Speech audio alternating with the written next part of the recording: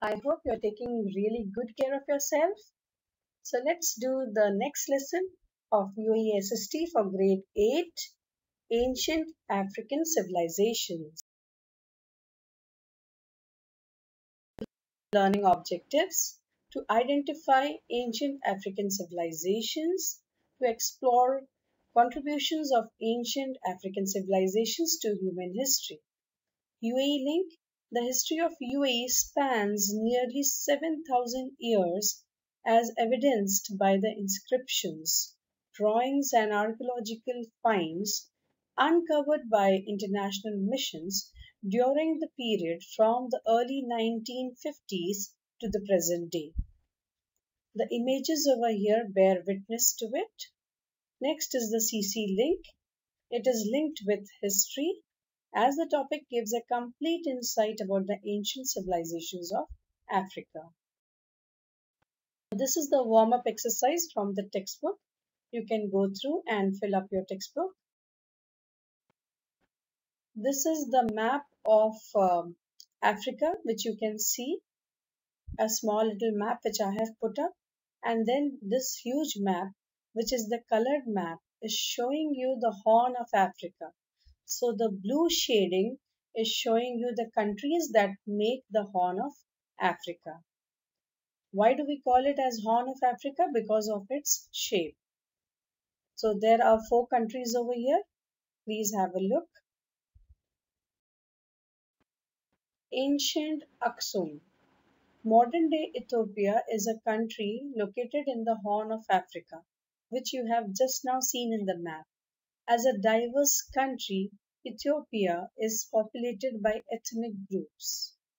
The diverse population, that means the variety which you find in the population, as you have people belonging to various ethnic groups.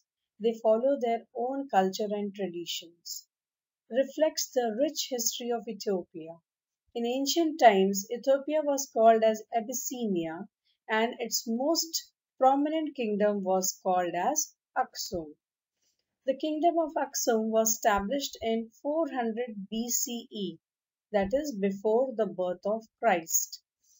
As a powerful empire, Aksum served as a major hub, a major center, and that was the center between the African, Arab, European, and Indian communities.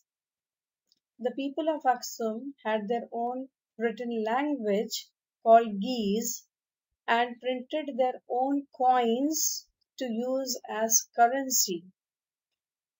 By this, we can understand how prosperous they were and how creative. Now, the remains of Aksum. Today, the remains of the kingdom of Aksum are still visible in northern Ethiopia. With a population of over 50,000 people, the city of Aksum is considered one of the oldest continuously inhabited cities in Africa. That means this city was never abandoned. It was never left by the people, but it kept on having people coming over and staying over there. Archaeologists have discovered large structures called obelisks, which were erected by Negus Izana in ancient times, that serve as a reminder to the power that ancient Aksum once had. So the picture over here which has been put up is of the obelisks, and this obelisks are nothing but it is the rectangular, huge, tall pillar representing the glory of Aksum. You can see the coins on the top, and you can see the map of Aksum, where it was located in the region of Africa.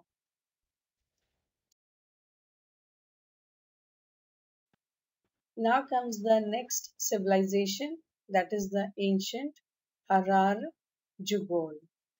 So this was another powerful kingdom from ancient Abyssinia, is called as Harare Jubol. You can see the map over here. You can see the region in red written down as Harare Jubol. The city was founded as early as the 10th century as the capital of Harare Kingdom. This was an important trading society that connected merchants from the Ethiopian coast to those in the Ethiopian highlands. You can also see Ethiopia in the map so that it gives you a clear picture of how they were related to each other.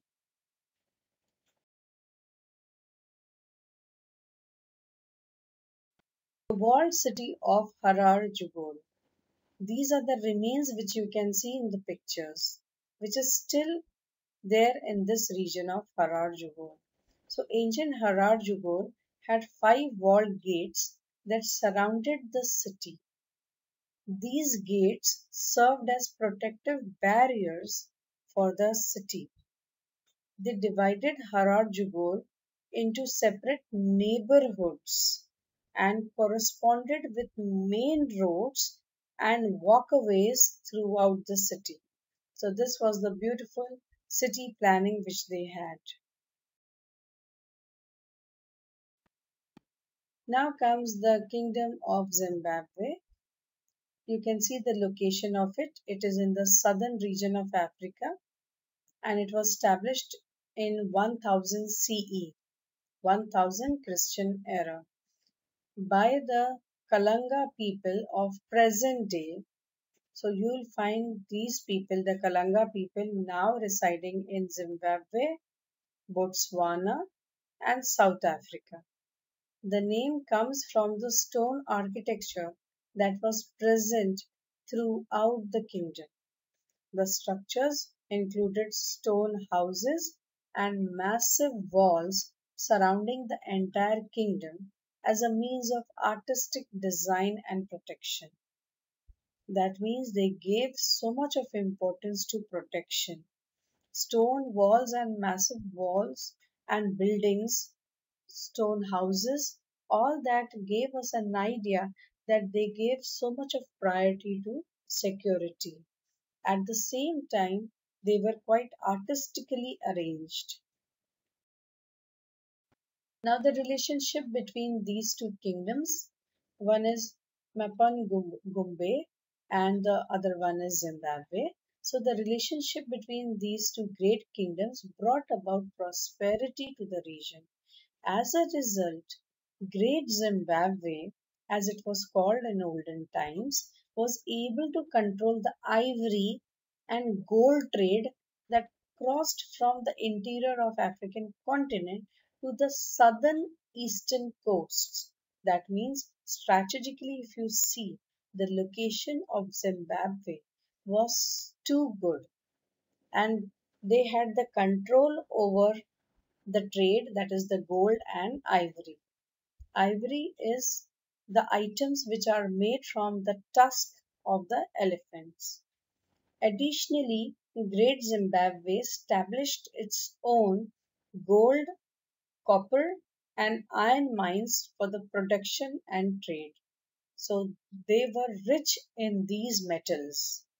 So when they were rich in these metals, why not utilize it? So they started their own mines, production, and then did the trading of these three important metals of that time. Peep into the kingdom of Zimbabwe, let us see. The kingdom lasted till about 1500 CE. Present day Zimbabwe took its name from the original kingdom of Zimbabwe after winning independence from the Britishers in the year 1980. So they continued that region to be called as Zimbabwe as it was called in olden days. The kingdom rose to become an important regional power through trade with kingdoms in other areas. So here we have to remember one thing, that trade brings about prosperity and power to the region. So the same thing happened with Zimbabwe, that it rose into a regional power because of its trading links with the other areas. One of Great Zimbabwe's major trading partnership was with the civilization called the Kingdom of Mapungubwe, located in the present-day Limpopo area of South Africa. I'm really sorry for my pronunciation. Now comes the next civilization, that is the ancient Harar Jugol. So this was another powerful kingdom from ancient Abyssinia, is called as Harar Jugol. You can see the map over here. You can see the region in red written down as Harar Jugol. The city was founded as early as the 10th century as the capital of Harare Kingdom.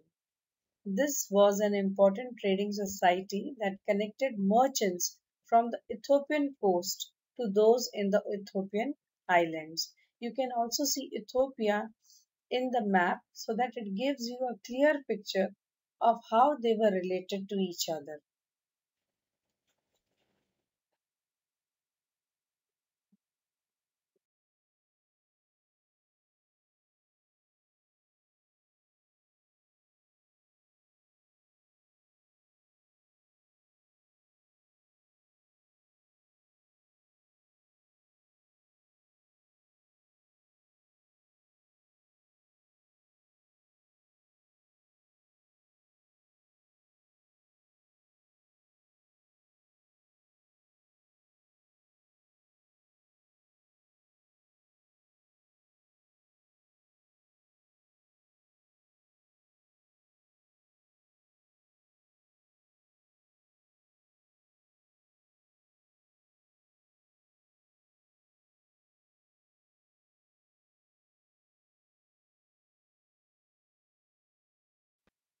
Now, what made it large and powerful? Because Ghana was the region which was rich in gold. So ancient Ghana was known along trade routes and in distant and far off kingdoms as the land of gold. So people looked upon Ghana to be the land of gold. Travelers told stories of gold embroidered caps, golden saddles, which we use it on the horseback, then the shields, the swords, all that which was decorated with gold, and that means they had so much of gold. And the other items which the people used were also made up of gold. It rose to power as a dominant force in ancient international trading because of its richness in this metal of gold, occupying important areas in present day Mauritania and Mali. You can have a look over here in the map, which will give you an idea that how prosperous it was in the western region of Africa. It stood at the gates of the Sahara Desert that strategically placed the kingdom at the best place for trans-Sahara trade. So that means the trading which took place from the region of Sahara into the other regions of the world went through this region of Ghana. You can have a look in the map. You can just see bordering the Sahara Desert is this region of Ghana. Comes the expansion of the trade. Ancient Ghana profited from trade across the Sahara and into Arabian, Asian, European, and Indian trading markets.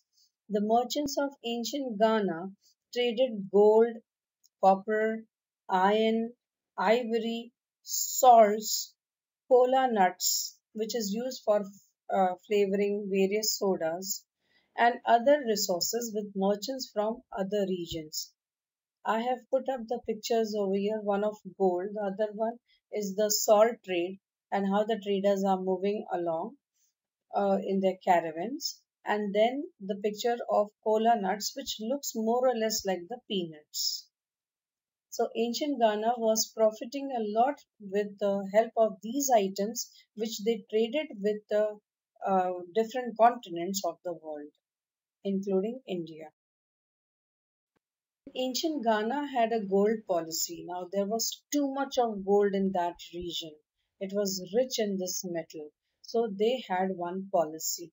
Since Ghana was known as the land of gold, the gold mined within the kingdom, especially the gold nuggets, which I have put up one over here or in the picture, belonged directly to the king, while the miners and other citizens freely were free to collect the gold dust.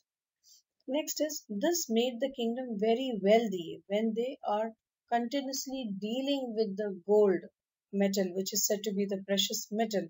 Obviously, that brought about a lot of wealth to the king as well as to his people, to his subjects. The religion and literature of ancient Ghana. You can see the script over here, and that is the picture of the script, how they wrote in their language. And you can see the mosque below. So, early travelers described ancient Ghana as a complex civilization with a heavy Islamic and traditional Western African culture. So, they were rich in their own culture and it had a blend of Islamic culture too.